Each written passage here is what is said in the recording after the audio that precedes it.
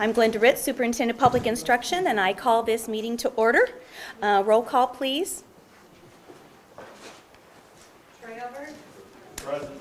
Ian Elfner, Present. David Freitas, Present. Gordon Hendry, Yes. Andrew Neal. Present. Sarah O'Brien. Here. Brett Oliver, Present. Tony Walker. Present. BJ Watts. Here. Carrie Whipper. Here. Superintendent Ritz. Here. If you would all please rise for the Pledge of Allegiance.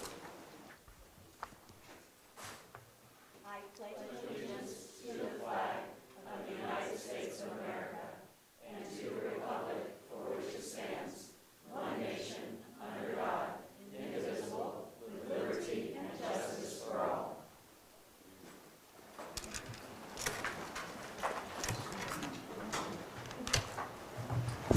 First, we have on the agenda the approval of the minutes. Does anyone have any changes to the minutes? I do, actually. I have some requested changes to the minutes. Under the section that, on page 1, that refers to board members' comments and reports, I would like it noted that Superintendent Ritz made comment that the resolution was not brought forth according to procedure, but that she would allow the vote.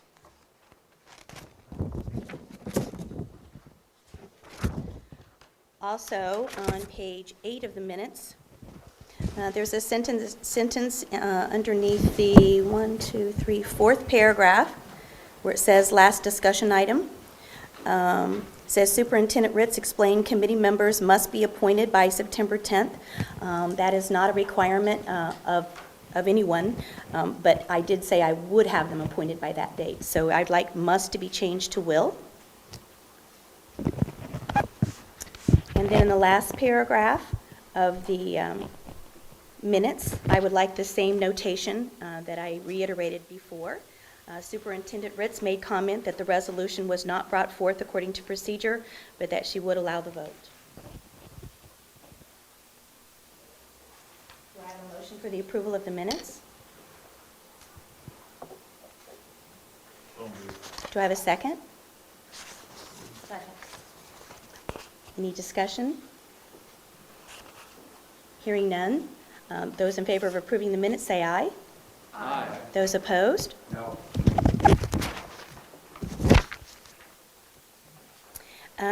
The next item on the agenda is the statement of the chair. First of all, I would like to thank David Shane for his tenure on the board and wish him well in his new endeavor on the as a council, work council's chair. Also, I'd like to welcome Gordon Hendry. And Gordon, if you would just take a few moments and introduce yourself to everyone, that would be great. Thank you, Superintendent Ritz. My name is Gordon Hendry. I'm excited to have the opportunity to serve in this role. First and foremost, I'm a dad with a daughter in public schools, so you better believe that I have a vested interest in making sure that we get education right.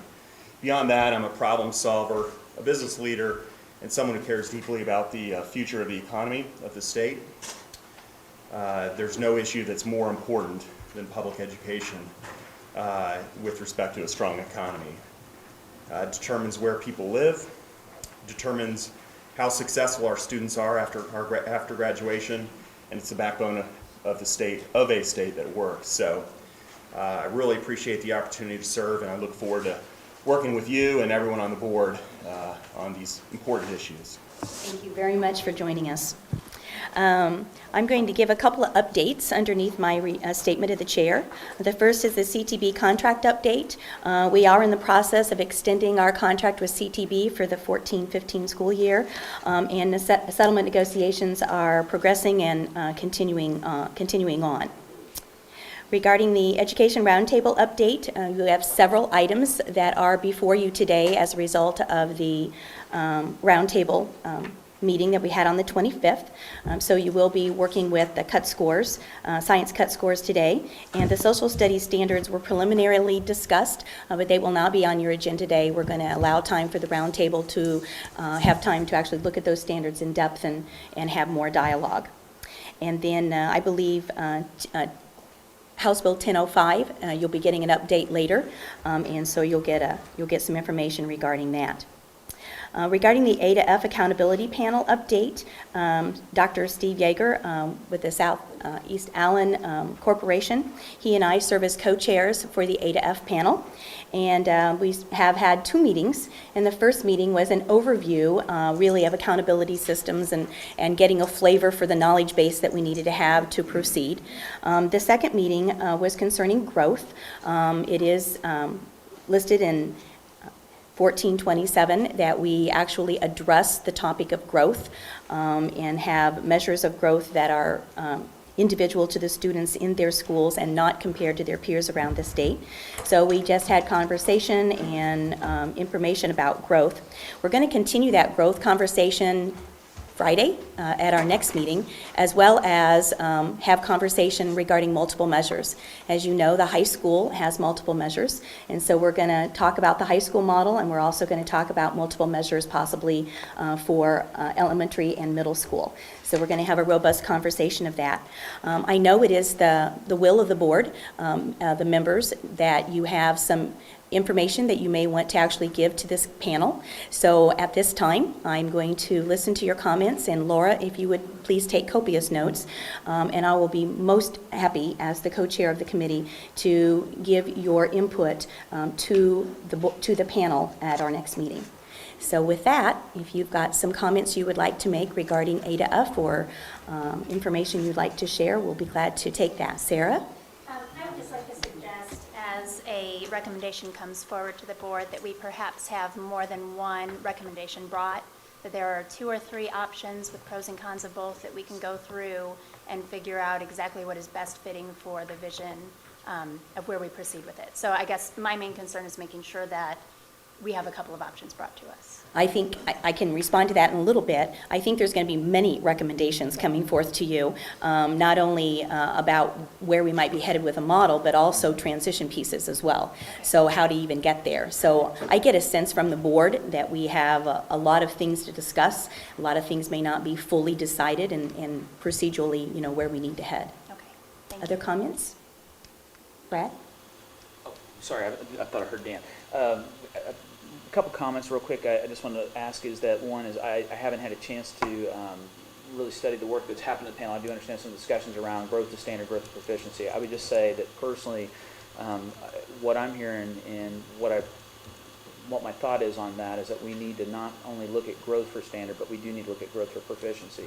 I totally get the argument for the growth for standard, and I think that should be a component of it, but my concern is what happens in schools that are struggling where if it's just simply growth to standard and we're not moving them toward proficiency, do we create a situation where a student could actually be lagging several grade levels behind if we're not looking at that and evaluating that? So I don't know where that's at. I know that's in discussion. And if I might add to that, we are actually required within 1427 to have growth to proficiency. Right. So that is what we're looking at, is growth to proficiency. Okay, and like I said, I was just expressing that I would love to see that come forward in any proposal. And then I don't know where the appropriate time would be to discuss this because we had asked for this to be a discussion item, but with regard to the 2012, 2013 grades, where can we have some dialogue about how that's going to be? Because I have some questions related to that. Oh, those are under action items. Okay, very Oh, good. yeah, we will fully cover the grades for 2012-13.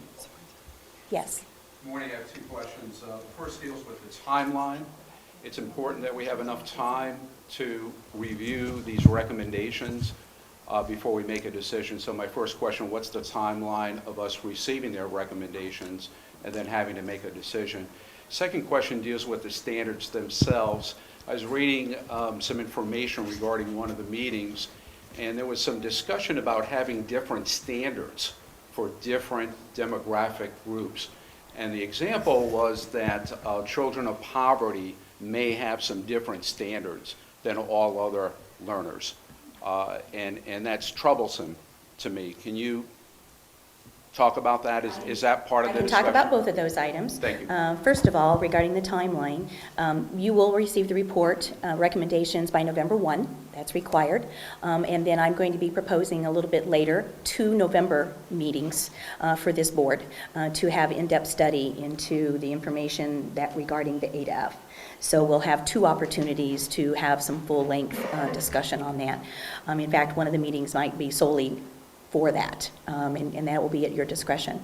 Your second item is that we have to adhere to some federal guidelines, and so while there may be a lot of discussion and a lot of information that we're putting into our work that we're doing and having conversation, we are vetting out what is required by the federal government, and I'm not even sure that the federal government would even allow us to have different models within the model for different groups of students. So we're going to be talking about that at this next meeting, actually.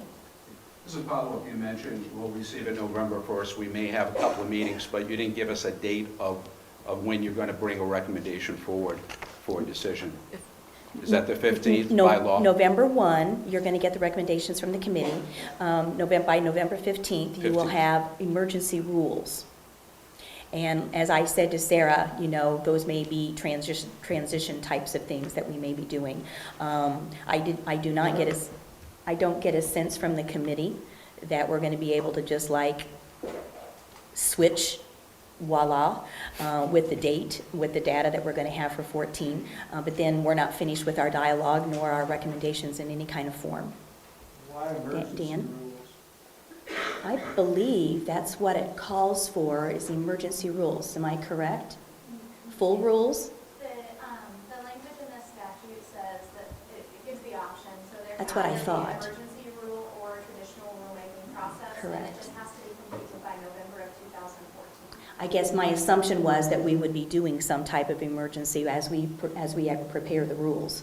So, we can have more dialogue on that later. But why would we need emergency rules? Yeah, go ahead. It would, Excuse me, can we have Michelle come up to the podium, because people can't hear in the back there, sort of. Yeah, that's no problem. And if you would turn on your mic when you get ready to speak, that would be helpful too for people in the back. Thanks, Michelle. Okay, so when you have emergency rulemaking authority, the main difference is you are able to you expedite the process. It isn't quite, it doesn't have the public involvement that a traditional rulemaking process has, where you have the public hearing. It doesn't have the requirement that you post the rule in advance. So when you do an emergency rule, typically you draft the document and you can just file it with LSA, and it becomes effective upon filing, depending on the exact language of the rule, of the statute that authorizes the emergency rulemaking authority. Under the traditional rulemaking process, because I know we have some new board members and some veteran board members who have lived through multiple rule processes, but you typically, with that, we bring proposed language to the board approves the proposed language, you file a cost-benefit analysis, and state budget agency has the opportunity to approve your cost-benefit analysis. You then publish the proposed rule language, hold a public hearing, take your public comment, and then we come back to the board and provide recommended language based upon the public comment. The document cannot differ from the proposed document unless it is a logical outgrowth of a public comment. And then the board presumably adopts that version or makes recommendations for the final version, and we come back with an ultimately final document. It goes to the Attorney General's office for review, and then it's filed with the Governor's office and becomes effective 15 plus 15 days. So it's a much longer process, but it's a more transparent process and it has more public involvement. That deadline's in 14. Yes. And Michelle, could I ask you a question? With the MOU that's in place for the panel, we felt that it was our charge, and we felt it was the charge of the legislature in the statute, that we actually implement something new in 2013-14, which is at the end of this school year. So I guess my natural assumption is that we would be doing some type of emergency rulemaking prior to the full rulemaking as allowed. But what's your opinion on that? So I'm not always a very audible person, so I just want to make sure I'm understanding this.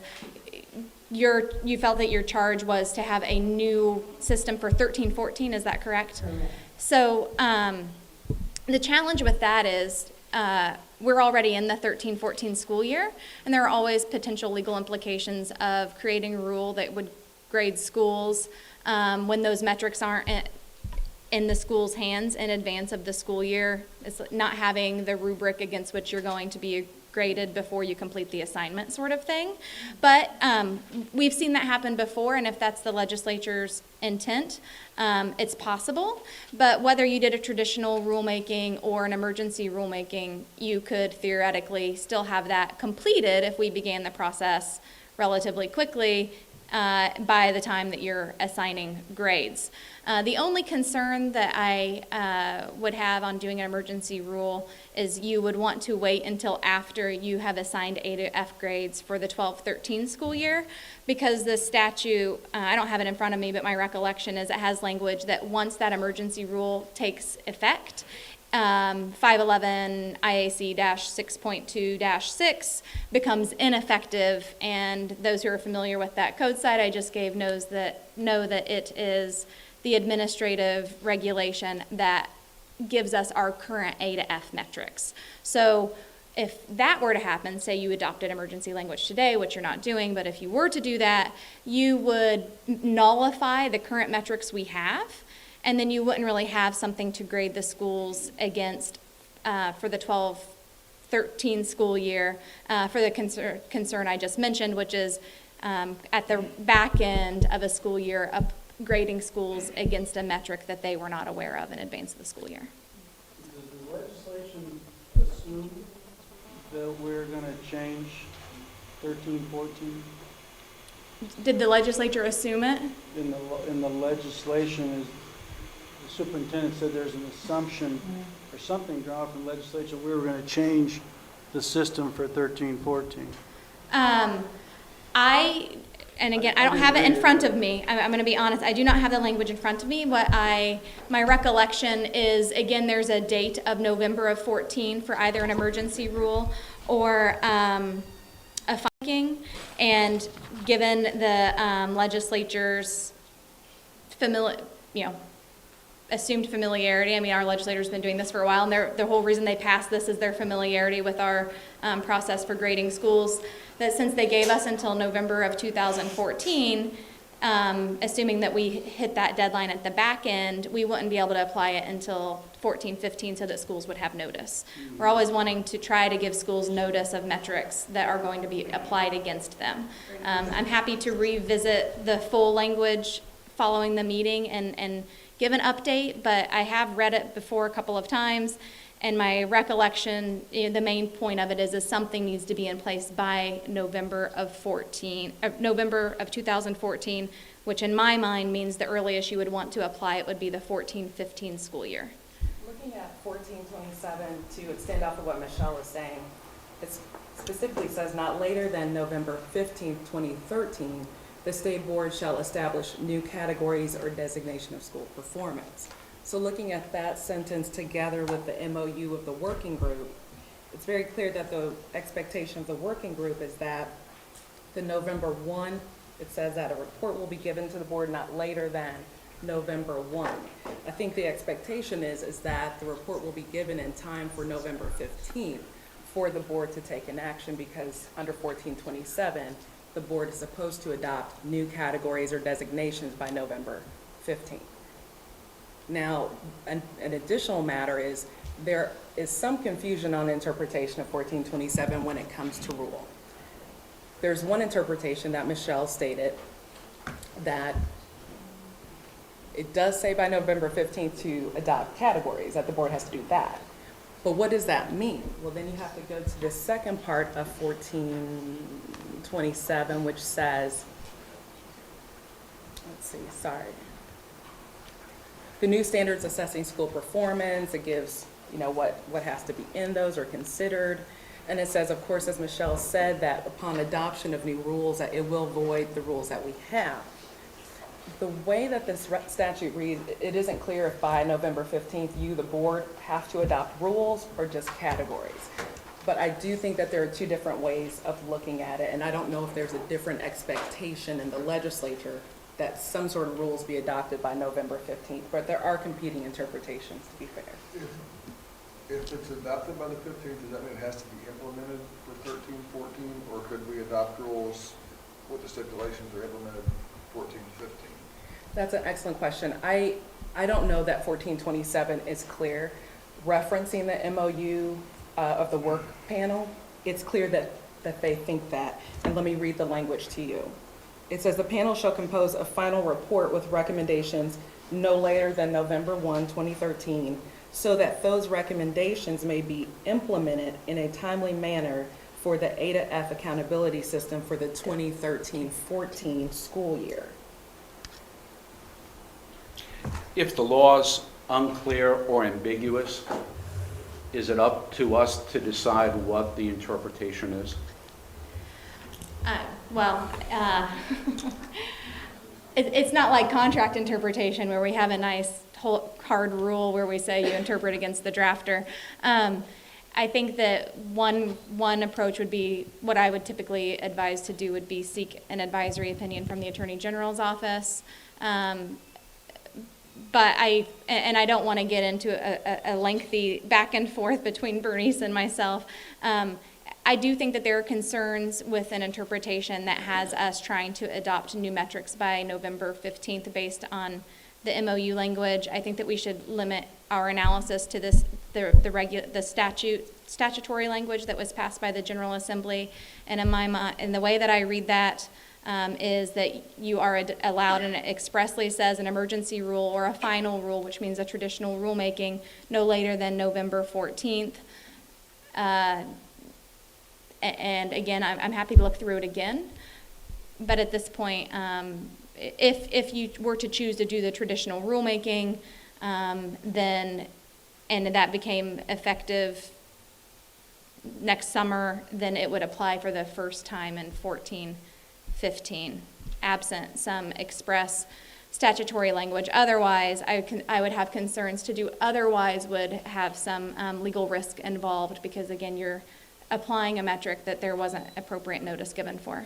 And especially if you did the emergency route, because it wouldn't even be through the more transparent public hearing process. Although the ADF committees are indeed public. Any more comments? Carrie?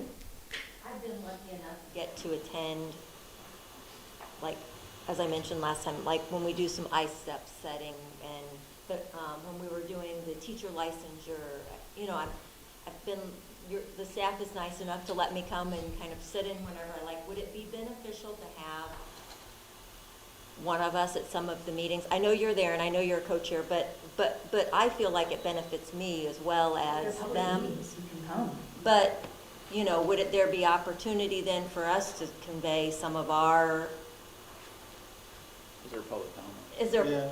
would we be allowed then some time for Well, we've not done comment? public comment, but I certainly, like Do I you- said, do you that's the see what I'm purpose of me asking? taking your comments now so that I can take them back to the committee. And I'll be glad to do that anytime, truly. I mean, just give me a call, just, you know, always. And we kind of treat that same way for anybody else.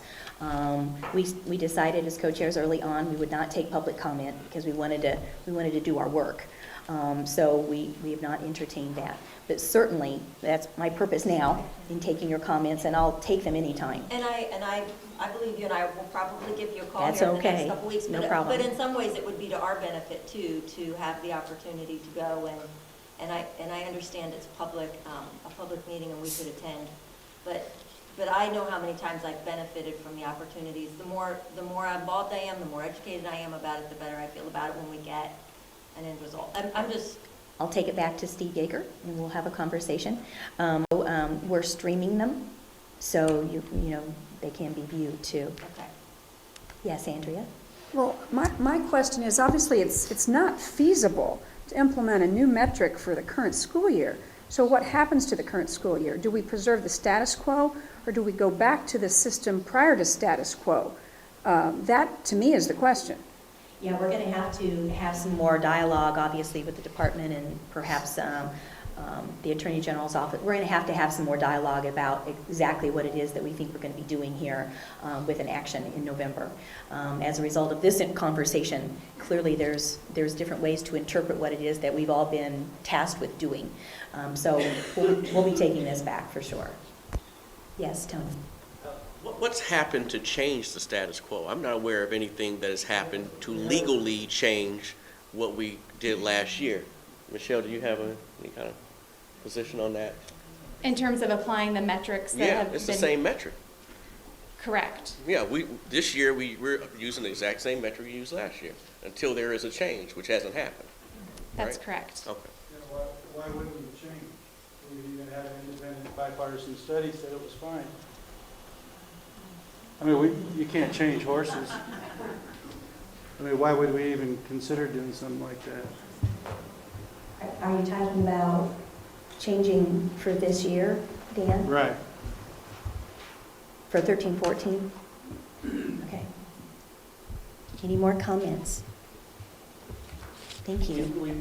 We have metrics in place. And we are going to have a conversation about those metrics for 2012-13 because we have grades to assign. Board, sure, go ahead, BJ. What happens, so November 1st, we receive the recommendations? Okay, and then the 15th, it has to be in place, right? What happens? Can it be a hybrid of those recommendations, or does it have to be specifically one of the recommendations that come up, or can it? My fear is that it comes and what's presented, because this is a recommending body, correct, to this board. My fear is that it comes and there's not support here. What happens at that point? If I may speak, Yes. 1427 says the board shall adopt new standards and, categories or designations. So a hybrid of all of the recommendations could be created or not? 1427 only, and I'm trying to answer your question as generally as possible. That's what I need, thank you. So you guys have, 1427 says broadly what has to be in what you adopt, and that you have to do it by November 15th. So that's a conversation between you all as to how to treat the recommendation.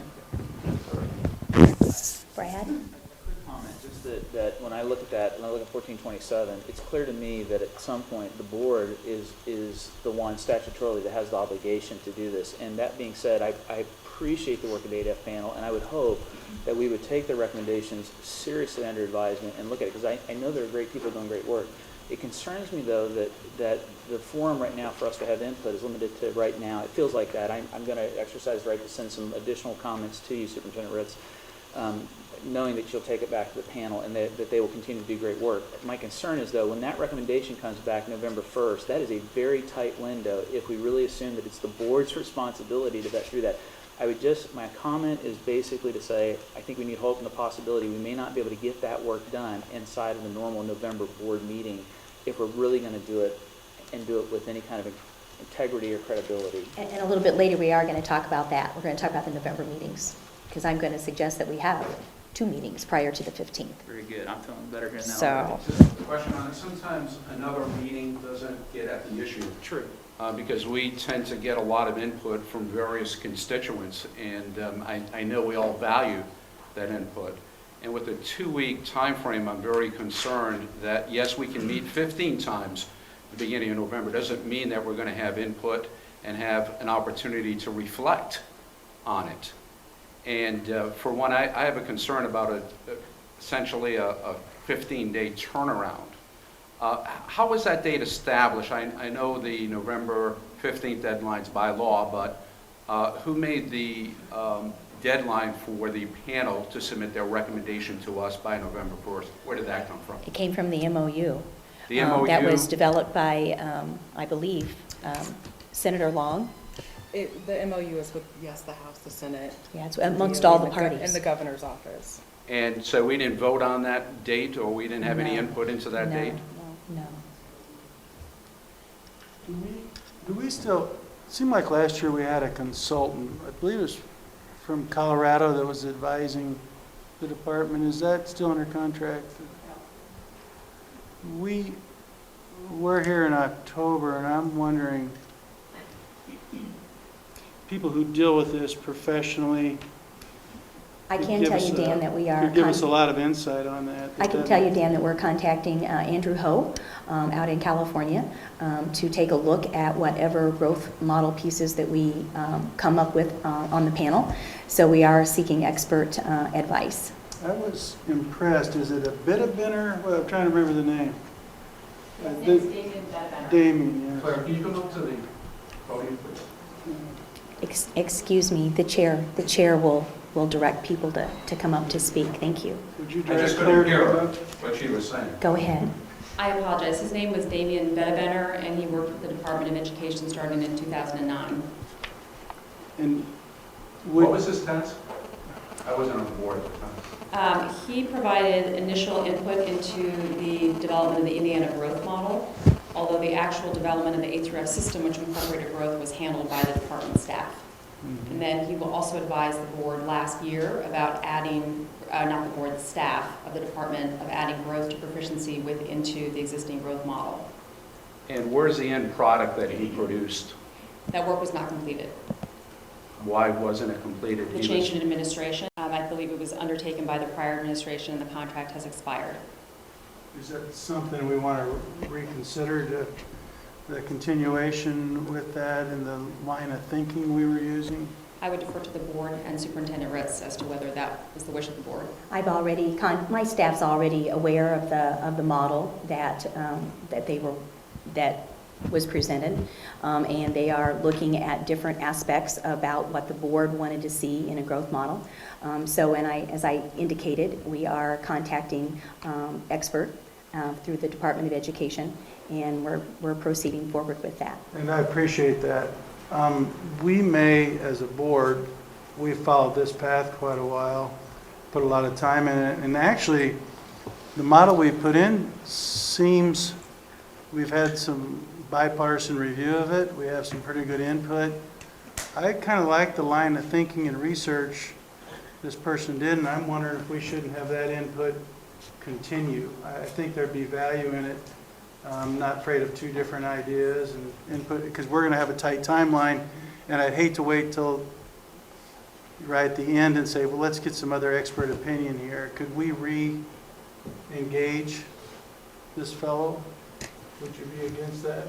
Well, we're engaging another consultant that we believe is actually more proficient in a variety of different growth pieces, and so we are contacting Andrew Ho out of California. So I talked to Wes Bruce just this morning regarding that, actually. In the essence of time, we really need to continue with the We don't want to agenda. continue with that. Maybe we could look at this some more. And certainly the staff of the State Board of Ed would be glad to assist in working with the department staff in determining whether we want to have another expert to advise the board to meet this important deadline. Thank you. I'll be having conversation with Dr. Yeager regarding our procedures. Board member comments and reports at this time? Sarah? I have two, actually. To begin with, last month we had discussed the option of receiving a list of priority schools by district, just so that we could monitor that. I was just checking on the progress of that report. I believe those were all sent out. We sent out to you all of the list of schools, several Excel spreadsheets shortly after your request. I don't know if it got blocked on my email. It may have. I think you were having a few issues, but we sent that out right, almost like that next Friday. Okay, thank you. Is it possible to maybe, I can give an alternate Most definitely. email? I'll have Laura check into that and resend the entire thing to you. Perfect. And just one more. Noticing that the State Board staff updates have been placed near the end of the agenda, I would like to request that we move these up in today's meeting if possible. Specifically, I feel there are some important elements of the legal analysis prepared by State Board staff that warrant some discussion on our part. Most notably, it seems apparent there might be a need to reissue some guidance regarding the Common Core pause affecting our second graders across the state. Earlier this year, the department issued notice that second graders were to remain frozen with the standards that were taught in the 2012-13 school year. Given the existing need for newly designed assessment for the 14-15 school year, it seems that it would be beneficial and within the language of House Enrolled Act 1427 to actually allow second grade to continue with the Common Core state standards as originally designed through the existing implementation timeline. Just this last week, the department reissued more specific guidance on which standards should be covered in second grade to appropriately plan for the state assessment in 14-15 school year. My concern is that many schools across the state are in their first year of a newly adopted language arts curriculum that has been aligned with Common Core, and that we are creating inconsistencies and gaps in learning by changing the timeline from what was originally designed. My understanding is that the language of 1427 prevents any further implementation or design of Common Core, but would protect what has already put in place until further decisions regarding the direction of our standards take place. So I would appreciate the opportunity for us to discuss this important guidance as a board so that clear, concise directions can be offered to our second grade learning leaders. That item is not placed on the agenda at this time, and I certainly will entertain placing that particular agenda on the November meeting. I just refer to the staff updates that are on the agenda. They're down under board operations, listed as A. My thought was just that it would be nice to have some conversation regarding those so that we're all on the same page. Sarah, I will allow, as I already have, for staff to come up to give information regarding any topic that is on the agenda. Okay. Regarding the topic that you just brought up, we don't have it on the agenda today, but I will be glad to put it on the agenda for November. I know what you're asking for, to move the agenda items, and as the chair, I'm not going to move the agenda items, but I will allow staff to come up during the items, just as I just did, to give any input. So during board operations, we will have the opportunity to ask questions regarding You the may, ones that are you in the may, process. you may. Tony? Madam Chair, I move to amend the agenda. As the chair, I'm not going to accept that motion. I've already set the agenda, and we have things the way we're going to be running them for today. So are there any more board member Well, comments point of order, at this Madam point? Chair, with all due respect, the board can amend the agenda. Are you saying that we have no say in the agenda? No, what I'm saying is that the agenda was already put out, and I have received information from you as board members, and I'm choosing to keep the agenda items as they are. We do have placed on here the SBOE staff updates, and by our own operating procedures, I have the right to actually decide how this agenda will go forth once we enter into the meeting. So the SBO staff updates will appear under board operations, and I am being very flexible in allowing the staff, the SBOE staff, to come forth during items of the agenda to give comment and to assist any members of the board with questions or answers. Well, Madam Chair, I just want to be clear, so you're not going to recognize the motion? Is that what you're saying? So a motion and a second. motion and I a second. Not already, recognized. I already have them on the agenda. That violates all precedent of this I body. recognized We've it. never done that. Well, are you going to call, we're asking for a vote. I've recognized it, and I've already Oh. stated that they're already on the agenda. Well, we'll move to And call I'm the not question. going, and I'm not going, and I'm not going to be reorganizing the agenda. So we have a motion and a second, and you're telling us we don't get to vote on it. Well, let me, Is that what I'm hearing? let me make This is things even. new. I've served 8 years on this board, Let's- we've done something like that.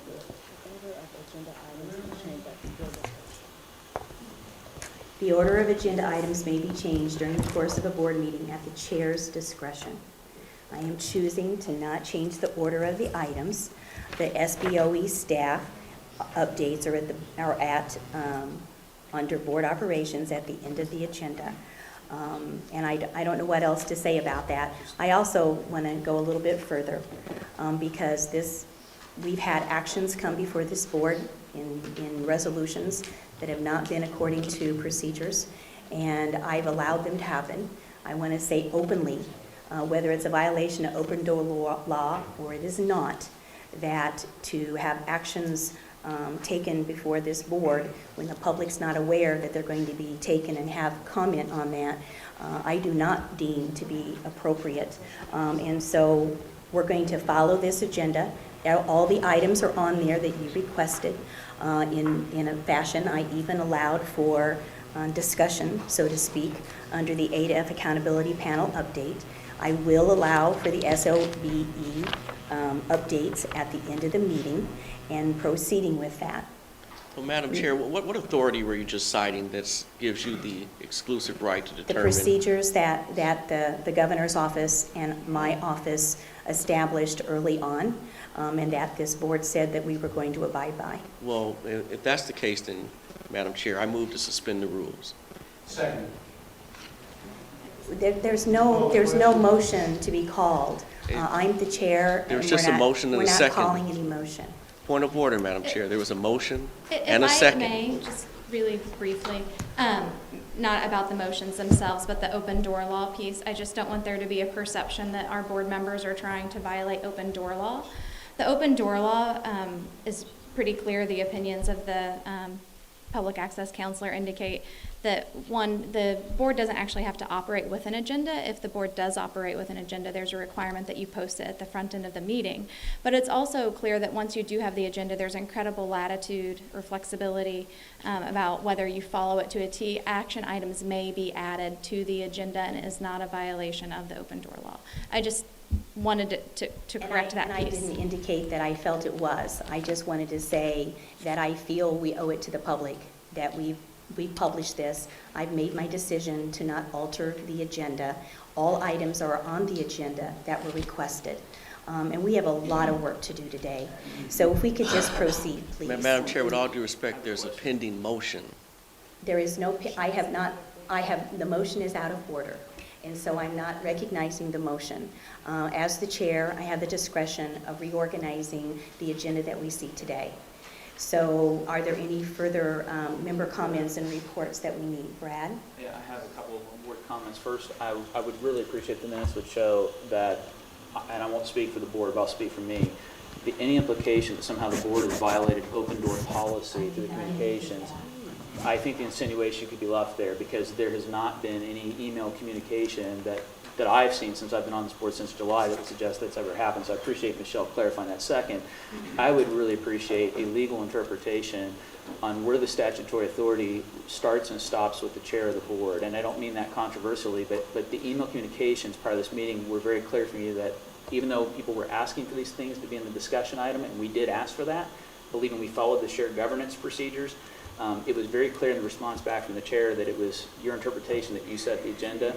I'm not sure I agree with that as a board member. I understand you chair it statutorily, I see that, but I think we need a legal interpretation, because every board I've ever served on, any member can bring an agenda item, any member can bring a motion to be deliberated. So we just ask that that be reflected in the minutes and consideration being given to have a legal opinion. The third thing and final thing I want to say briefly is that I had intended today to say some remarks coming out of having been a part of our Celebrate Teaching Conference, where I saw teachers really come together, and I appreciated you coming up. I'm very concerned, though, right now, that we are entering a point that is unhealthy. For the last several weeks, I've heard from countless constituents, some who've been very respectful, expressing their concerns that the board work together with the chair to ensure the best quality education for Indiana's children, and frankly, those who have written from a place of anger and misinformation, misperception, and frankly, just misunderstanding. The issues facing Indiana are not all academic in nature.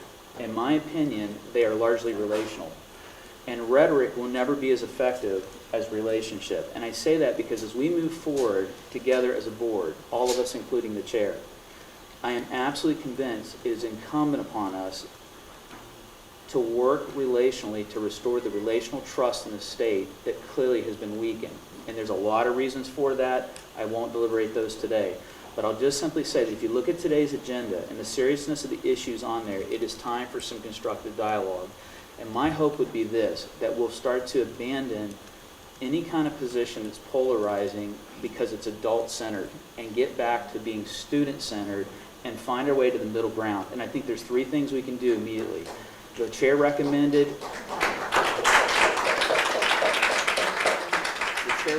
earlier this month in an email communication, we have a board retreat. I think I was the first board member to respond, yes, yes, yes, because I think that's one of the places where we can build a relationship. I understand that date didn't work out, but I would submit to you that this morning alone, if you just go back and replay this morning, there is a reason for us to get together and start working on our relationship. 2, the strategic planning. We can debate whether or not a resolution, this, that, but we need to plan. I voted for that because I believe a new superintendent with new state board members, it's time to find some middle ground. That's one of the ways that we can do it.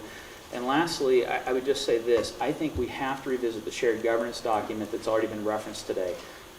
I wasn't here when it was passed. I wasn't aware of the consultation. I didn't even know it existed, frankly, until I saw an email exchange and somebody mentioned it, and I asked Davis to send it to me.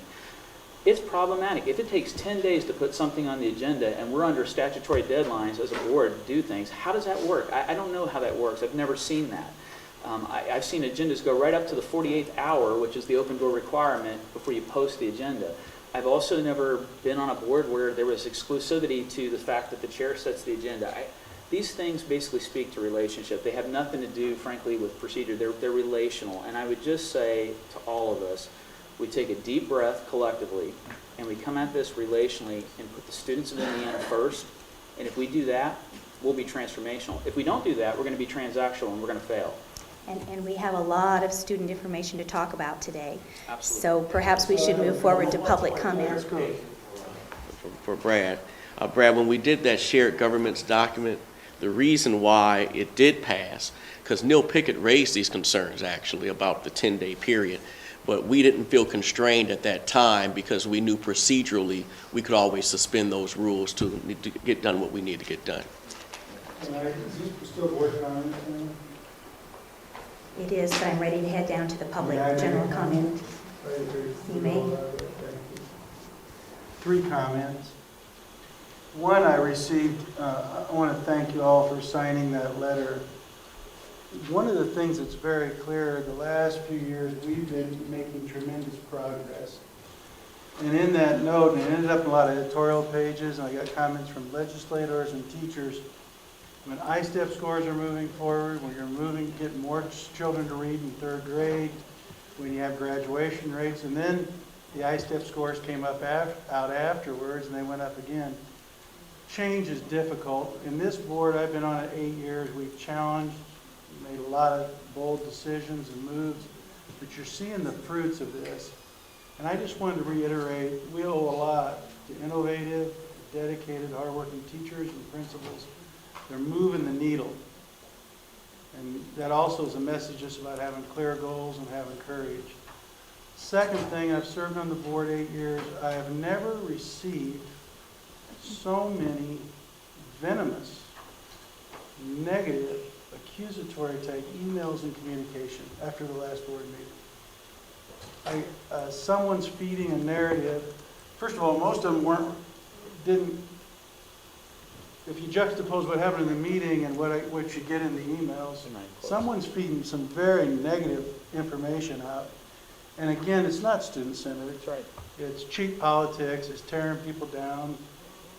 Some of it looked like stuff. It looked like the Know Nothing Party was coming back to town, but it was way out of bounds. And I would just say, who's ever feeding that information and reacting to it, it's not helpful to advancing education.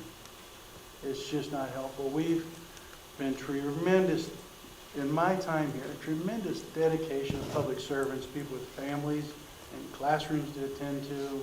Most all of us have been teachers at some point, or principals, or superintendents, or all the combination thereof. So everybody works on this board out of goodwill and really has cared deeply about students and the future of our society, culture, and economy. And so if people have differing opinions, fine, but the personal attacks seem totally out of bounds and unproductive, and it demeans the profession, frankly. People who go into this field are good people, and they need to be treated as such. The final comment I make, we're talking about dedicated servants, I'd like to jump on the back of and reiterate thanks to Dave Shane. Most tremendous mind, very deeply prepared, been working on K-12 education advancement for years in the state. And I'd recommend a little something that when we come to the next meeting, if we could get some kind of a resolution and maybe even think of framing it, thanking, and maybe get a tradition of this when people serve on this board, to recognize that so they have something permanent. It's not high exalted position we serve here. It's a lot of time and effort. We certainly don't, we probably violate minimum wage laws in terms of the time we put in and get back, but we won't tell the federal government. So the thing is, we ought to really recognize Dave and maybe even think about those that last 6-7 months and have a formal resolution and maybe something permanent for their wall, because they gave great service to the state, and it really student-centered, advancing the cause, and I want us to take time to do that, please. If we could agree to put that on the agenda, I'll appreciate it. Public general comments, we have several today. I'd first like to recognize Sue Lyle for a few moments, please.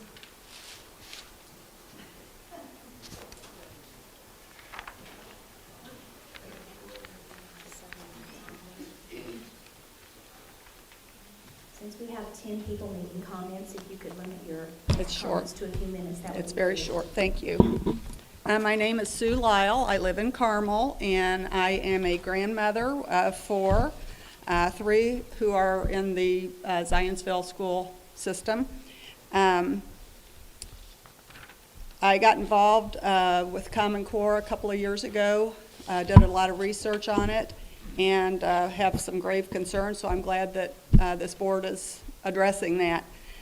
What I have today is a collection of over 2,300 signatures from individual Hoosiers that we collected over just a little more than a 2-week period, and 77 groups that are opposed to Common Core. And I would just like to read a cover letter for these signatures, and then I will turn them over to you all.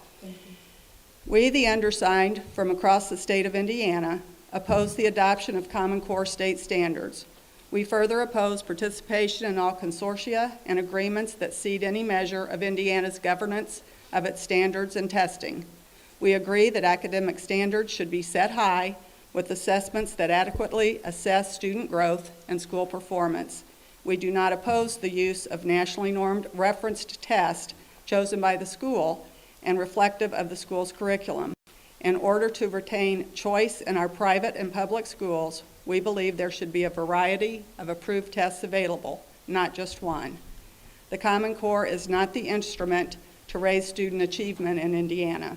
Its centrally controlled standards lack both field testing and international benchmarking.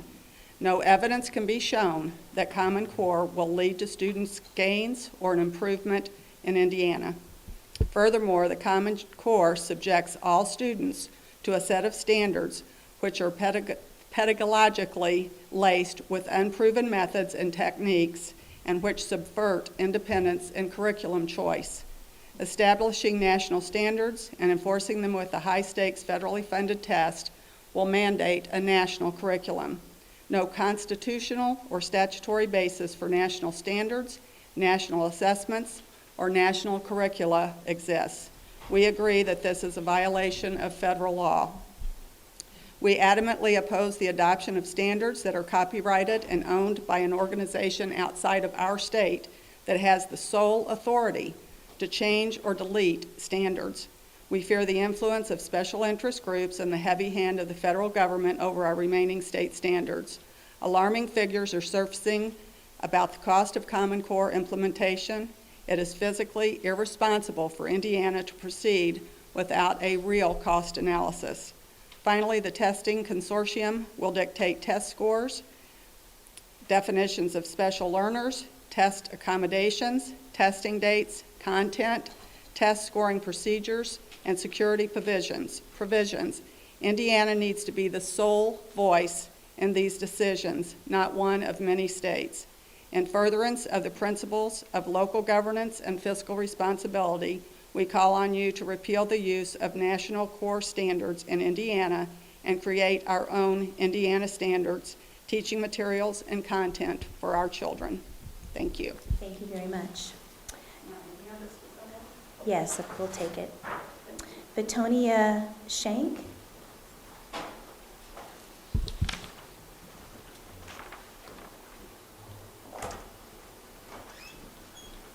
Thank you for allowing me to speak today. My name is Betonia Shank. I'm a 4th grade teacher in Warren Township, and I'm excited about the Common Core. I am here to tell you why I believe in the Common Core. It allows me professional choice. It allows me flexibility. It allows me to get outside of the box. I don't have to teach reading during reading time and math during math time and science during science time. I can incorporate all the things that I want to incorporate in my classroom. The other thing is my students are the ones that benefit the most from the Common Core. They're learning to think deeper. They're learning to analyze the text. They're learning to synthesize the information that they're getting. So they're learning to cite evidence. The other thing I'm excited about the Common Core, and I sort of have to brag a little bit, is because it allows my students to become thinkers. They're just not giving me the answers, they're thinking. It offers more rigor. And the other reason is, I know it works. I come from a school where I have 57% of my kids are free and reduced lunches. That's a high number. My student scores, I just got them back from last year. 7 of my kids got a Pass Plus. 14 of my students got a Pass Plus in math, which is over half of my class. And I account that for using the Indiana State Standards along with the Common Core Standards, integrating both of them together. And I'm seeing results in my classroom. I'm seeing my kids to think. My kids are learning how to cite the evidence that they're using in the classroom. They're just not giving me the answer and say, oh, I found it in the book. They're saying, oh, I have it here. And another one said, you just made that up. Where did you find it? So the kids are learning to think. They're learning to go back and give me more than one way to find an answer. I'd like to give you a story about the other day we were using multiplication in my room.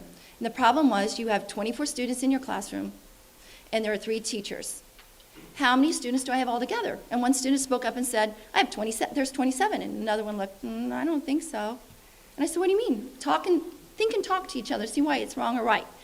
And the one child came up and said, Mr. Shank, I know the answer. And I said, well, come up here and show me. And the child got up to the board and he said, you know, there are 3 teachers. And he went, 1, 2, 3. I said, yeah. And he said, and then we have a smart board in our classroom, and he drew 3 circles. And he said, I'm not going to draw 24 things because that would take me way too long to do that. So I'm going to put 24, 24, and 24.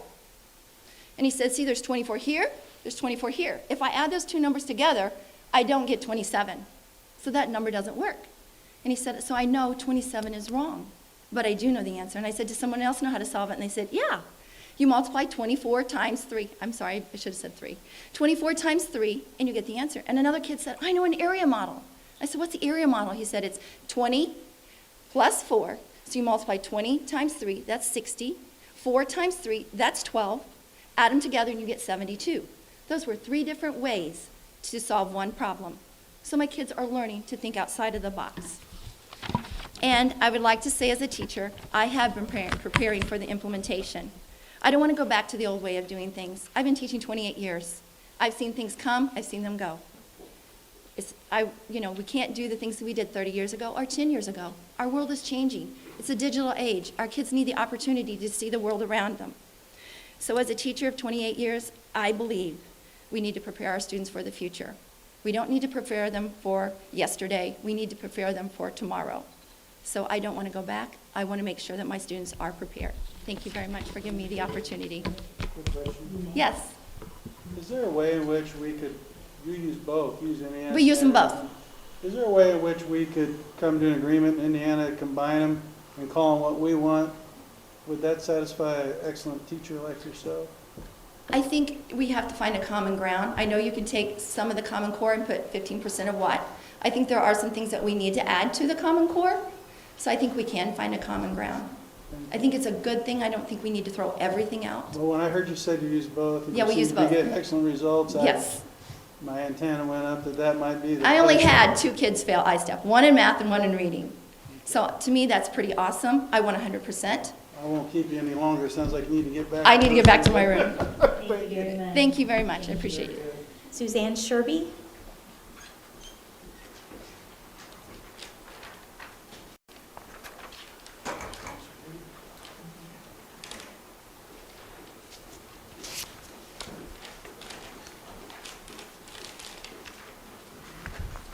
Thank you for a few minutes of your time today.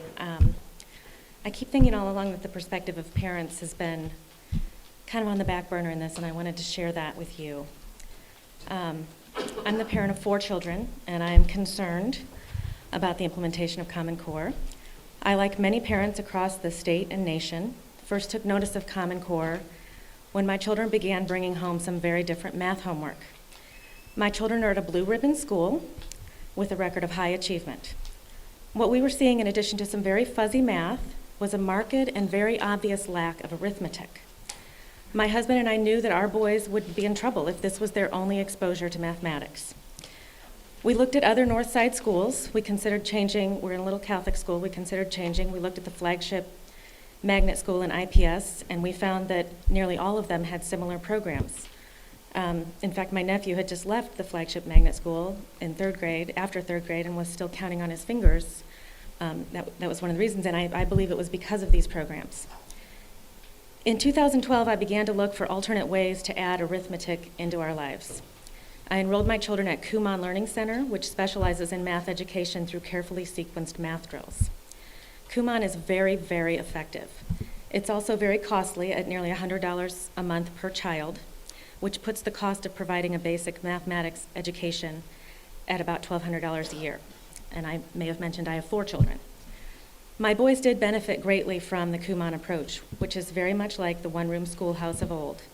Each skill is drilled to the point of mastery, and then the next logical step is introduced to the child.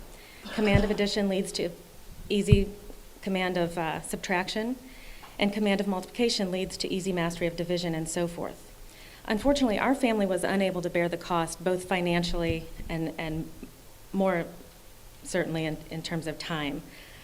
We found that though we could force it during the summer months, the additional time required during the school year was just too much in light of athletic commitments and a need for family time.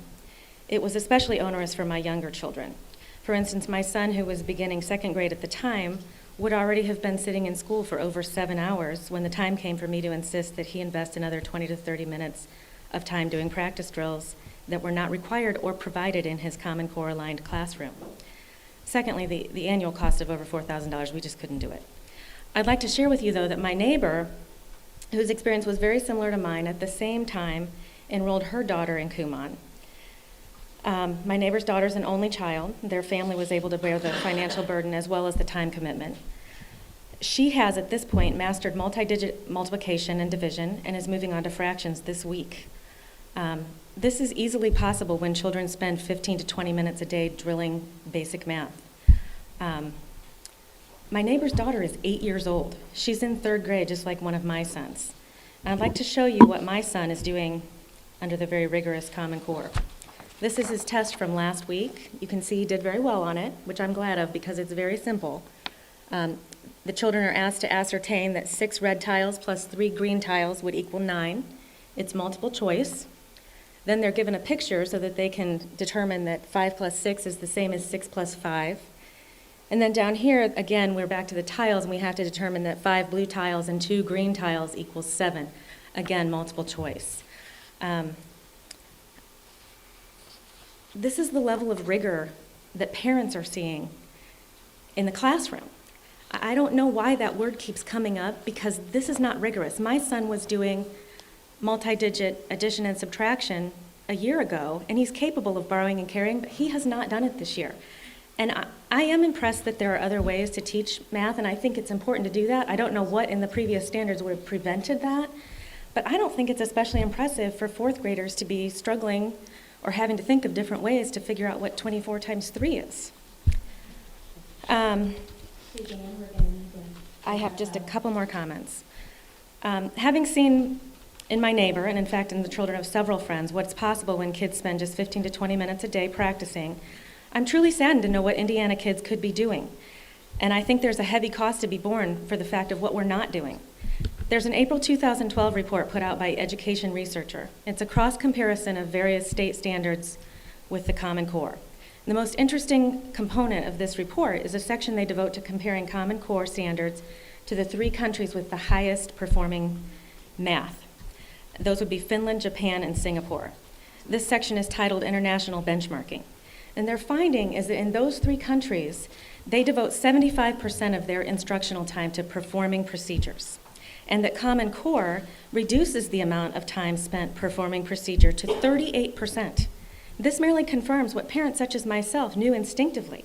Our children will not become proficient under the pacing of Common Core, which leads me to my 3rd and most serious cost associated with these mediocre standards, and that's the opportunity cost. We're continually hearing about our children not being prepared for the high-level science, math, technology degrees, and it's not surprising to parents when we see this type of experimentation thrust untried into our classrooms. My neighbor's daughter is a very bright little girl, but I can tell you personally that many of our children are capable of that level of success if they're given the opportunity. And as a parent, I cannot afford to sit back in this mile-high debate time format and figure out whether this is going to be successful or not. My child has only one opportunity to master mathematics and various other subjects. I received a letter from Governor Pence in response to a letter I wrote assuring me that some decision would be made by July of 2014. And I have to say, I think that's a shame. I would really encourage you to take this issue up in a much more timely manner. We cannot afford to wait until July when our kids will be stuck with another year of this uncertainty and, frankly, with this mediocrity, because this is not rigorous. Whatever they say, that is a marketing term. And what we are seeing in the classroom is simply not rigorous. I thank you for your time. She brought some copies. Representing Goodwill Education Initiatives? That's right, Madam Chairman, and an English teacher at Indianapolis Metropolitan High School, starting my 4th year, and I love the Common Core. And I know that sounds pretty peculiar because it's not exactly a lovable object by any stretch of the imagination. It's not fuzzy, it's not warm, it's not soft, it does not hug you back. But I love it not for what it is, but for what it can indicate is possible in the classroom as we take a look at the future of education, not only here in Indiana, but across the board. And I left a perfectly good career in marketing nearly 4 years ago. And it was going okay, but I wasn't fulfilled, as many people are, and you move towards something else. And in education, I thought I found that when I started to take a group of students under my wing. At Goodwill, we were at the time under a model where we had a small group of students we were specifically responsible for. So not only was I in charge of their English classes, but also looking at their transcripts and trying to understand what exactly was it that they needed. And I had one student who had just transferred into our school after moving to Indianapolis with her family, having attended one of the school districts in New York. And her name was Taiwo. And not to tug a heartstring, but Taiwo passed away a few weeks ago from T-cell lymphoma, which I thought was a highly preventable disease. And again, I don't want to derail the conversation here, but she's been front of mind recently. So when this opportunity came up, I remembered one story about Taiwo. She wanted to be a lawyer more than anything. Okay, and as a junior, when I received her under my care, she shows me her transcript, which didn't exactly align with what the classes we had. And she said, you know, I've had some of these classes, I've learned these skills, I feel like I'm not getting any closer to my aspirations to become a lawyer and get ready for law school. And I didn't know what to do. I was a new teacher, so I go to the standards and I take a look and I see a disconnect between the standards and the course guide descriptions, the courses that we were offering, and I couldn't put the two together. Well, to make a long story short, we waited for some documentation and we got her set up, but she was ultimately frustrated that she wasn't served as well as she could, not by our school, not by the state of Indiana, but by education overall. All right, she was a teenager. We all remember being teenagers, and for those of us who did matriculate through the Indiana public schools, as I did, graduating in the class of '94, proud Columbus North Bulldog, just like our governor, and thought to myself, I'm just doing what I'm supposed to do in order to get ready for what comes next. What comes next? It's been our motto, if not in writing, at least informally and unspoken in our curriculum planning, as we've adjusted our school to fit the needs of our students. And nothing like the Common Core has come along that has shaken us down to bedrock, I think. Now, since 2010, I've been looking at this, saying, you know, if this is where we're headed and I'm a new teacher, why in the world would I even bother learning the Indiana state standards and building a body of curriculum? Much like many of my colleagues have, and my heart goes out to you. It's a lot of work to adopt and realign your curriculum and your lessons to a whole new playbook. But there's a lot of parity. You have to admit that.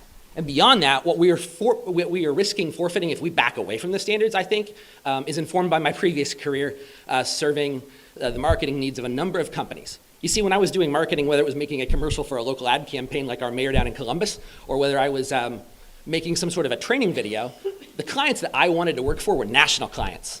That was the feather in your cap, not regional ones, not local ones. The car commercials and the political ad campaigns paid the bills, sure, but it was the national campaigns you wanted. That's where it really demonstrated your mastery of your craft as a marketeer, as a copywriter, as a writer and a producer. And I think that the Common Core has that same sort of relationship to the sort of skills that we're looking for. Taiwo is not the only student that I have that's come into my classroom from another state. And I think we owe it in a transient society from a much broader perspective that reaches all the way down to the classroom to prepare them accurately for what comes next. And if you take a close look at what the Common Core does and allows remediation through vertical alignment, I can take a look at if they've missed the 10th grade standard, I can look back to 9th and say, what are they supposed to learn about this one particular thing about citing evidence? All the way back to 6th, 5th grade if I have to, because somebody didn't prepare them along the way, because we've got a hodgepodge of systems that looks like just like the monetary or currency system in Europe. You know, we need the euro, and the Common Core does that. I mean, nobody's complaining about the convenience of not having to trade their Hoosier dollars for Ohio bucks every time they cross the state border. It's a convenience, and it's one that enriches me as a teacher. It elevates the profession by expanding my professional network, learning network, to a national level where I can affiliate with teachers all around the country and swap lessons for them. It's going to bring about the best in the marketplace for education technology, as well as, I have to think, bring about the best with every little component that we teachers who are incredibly busy are trying to steal, beg, and borrow to shove into our lesson plans so that we can reach our students with what they need now, because what comes next is that important. Thank you. Next, we have Toby Miller.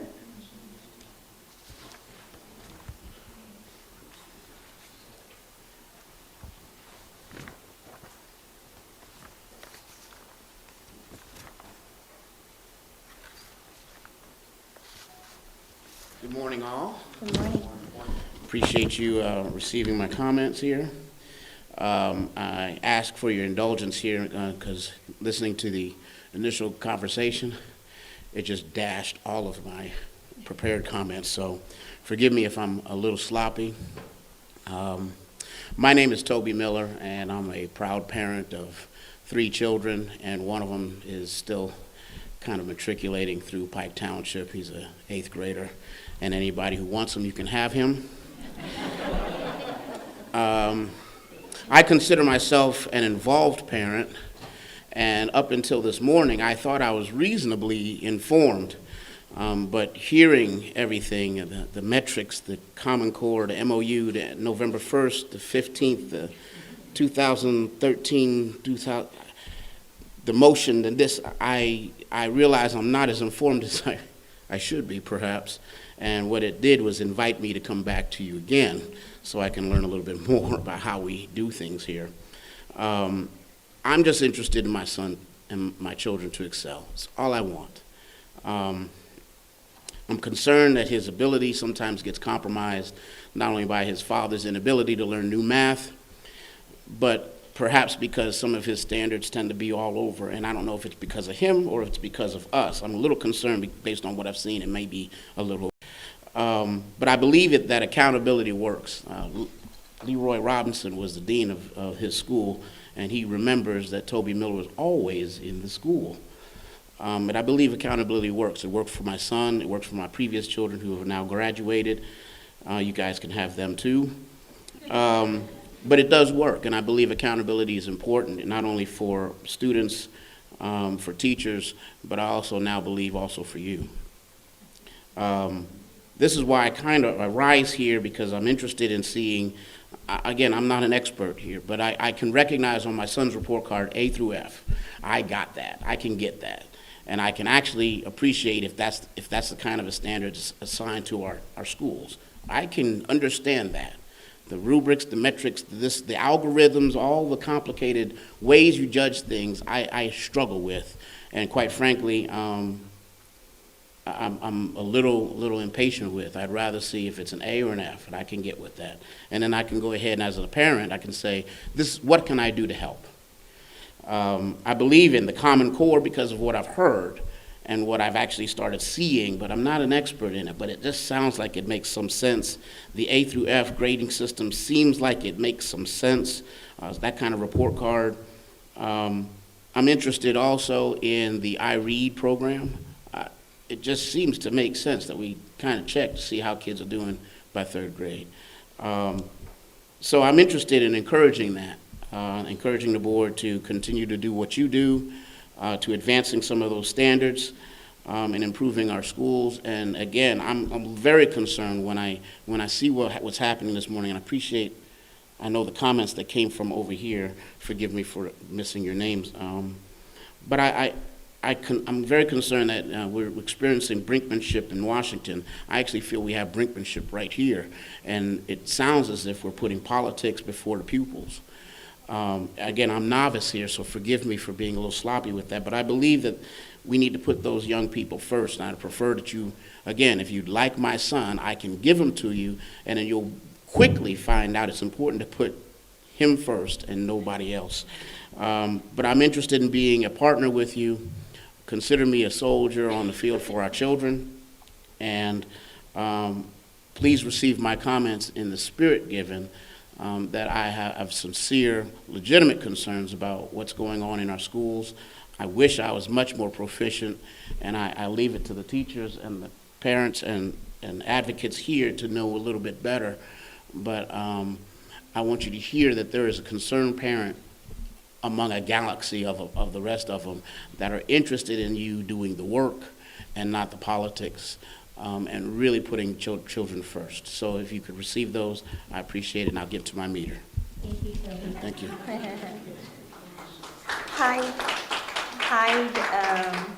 It's Heidi Heckman.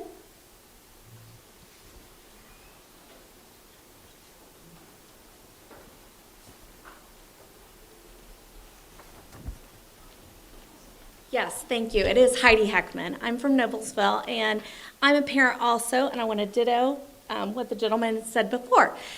I am a parent of 3. I have 2 children, one 5th grade and one 2nd grader, and then I have a child that will be kindergarten next year. So I would just like to publicly thank you guys, all the dedication that you guys take and do for our children and for the state of Indiana. In the past several years, you guys have done amazing work, and Indiana has been a national leader in reform. And I appreciate that effort, and I want to make sure that we continue that effort and trying to make strides in making education reform a priority for our children. I do think that it is very important to make high goals for the children, and then, of course, set that bar as high as we can, and then let the kids get to that bar, because they will achieve. If you set that high standard for them, they will get there. I also believe Indiana has Indiana has increased accountability for the students' learning by evaluating our teachers annually and measuring how well they have been doing and how well they're educating our children in their care. When schools are not effective, we have taken bold moves as Indiana to improve them through with the turnaround efforts, and I appreciate that. And it's very important that the members of the Indiana State Board of Education continue to be good leaders, which I hate to say, I didn't see great efforts there this morning, set clear goals, measure the goals, and then see if those goals are successful or not, and then advocate for transparency. One person on the board that I would like to just kind of say thank you so very much is Dan Elsner. I'm sorry if I pronounced that incorrectly, from Marian University. I felt like and I have to say a couple of you this morning also, you guys are asking the hard, important questions. They may not be the most popular questions, they may not be easy to ask, but I appreciate as a parent that you are asking the hard questions, because as together, we can make education an important factor, and as our children, make them successful here in Indiana. I'd also like to say that I applaud him for being willing to ask these questions. I also appreciate his effort to make clear goals, outline metrics for success, and encourage transparency. It is vital that the Indiana Department of Education and Superintendent Ritz are also transparent about their goals of what we're going to accomplish in the next 3 years. Parents, teachers, and students deserve timely information on student performance. The delay in receiving the ISTEP scores this year was unacceptable. Science scores, and I do know that we will be receiving those the middle of this month, are still not available to the parents at this time for 2012-2013 school year. And this is an example of how I am asking as a parent to be transparent. I understand that we were going to get our test scores multiple times. We were told we were going to get our test scores, and I looked every single week throughout the summer to see what my child's test scores were.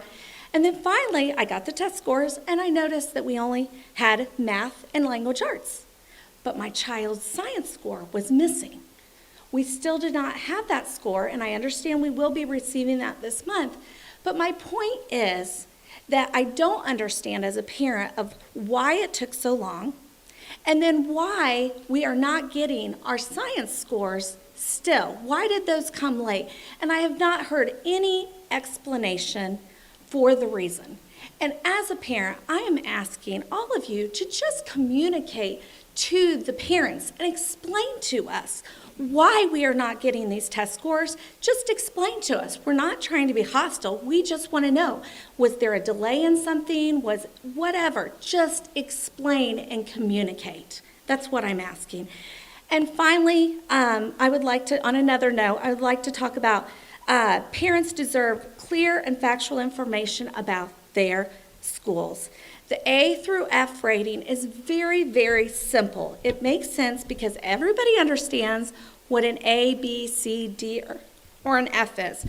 Far too long, I feel like our lowest achieving schools have been able to hide behind labels, for example, priority school or academic probation or whatever label you want to give them.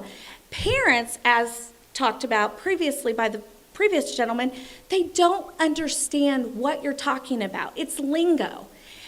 But if you could keep it basic and say A through F, parents and communities and business people, they understand that.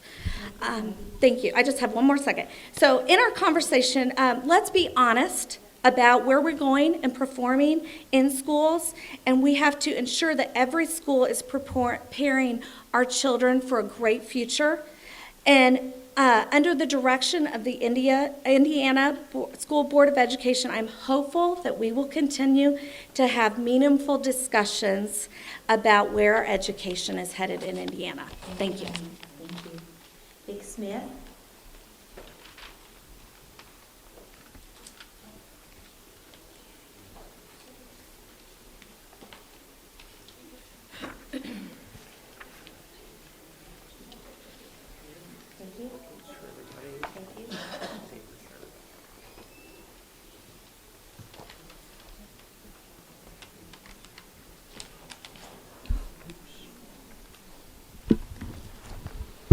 Good morning. I'm Vic Smith. I'm a retired educator. I live in Indianapolis. Thank you for this opportunity. I appreciated the time that Mr. Elsner took last month to talk about improvements in our schools, and he reiterated that again today. I've been tracking longitudinal data on improvement in Indiana's public schools for over a decade. As you'll see in the data book that you just received, I've compiled 23 years of longitudinal data on 10 basic indicators showing year-by-year gains or losses.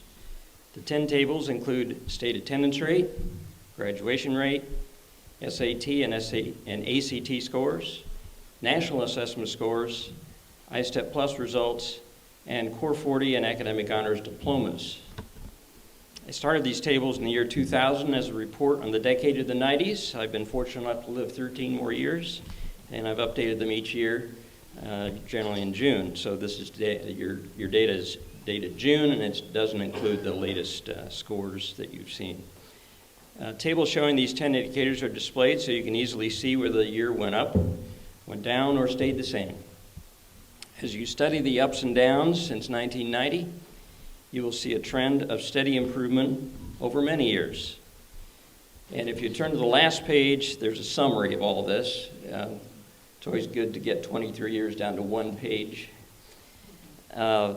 Each table in that page documents the conclusion that on 8 of the 10 of these indicators, Indiana stands at or near its historic high. These 8 include attendance and graduation rates, national assessment scores, ACT scores, ISTEP scores, aspiration to attend college, and academic honors diplomas. The two indicators that have regressed in recent years are SAT verbal and math scores. Nothing in these findings should be interpreted to say that the improvement in Indiana schools is sufficient. A tremendous amount of work remains to be done to help all students reach their potential.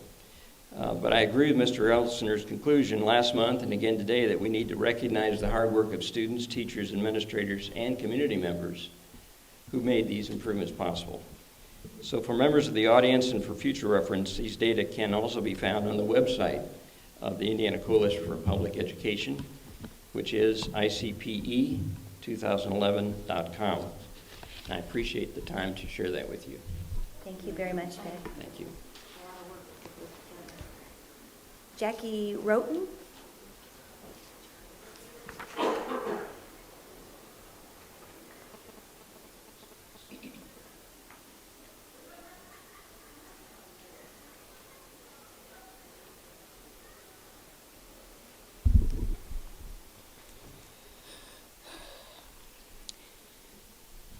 Quote, "He must enter her surreptitiously, lifting the hem of her nightgown only to her navel.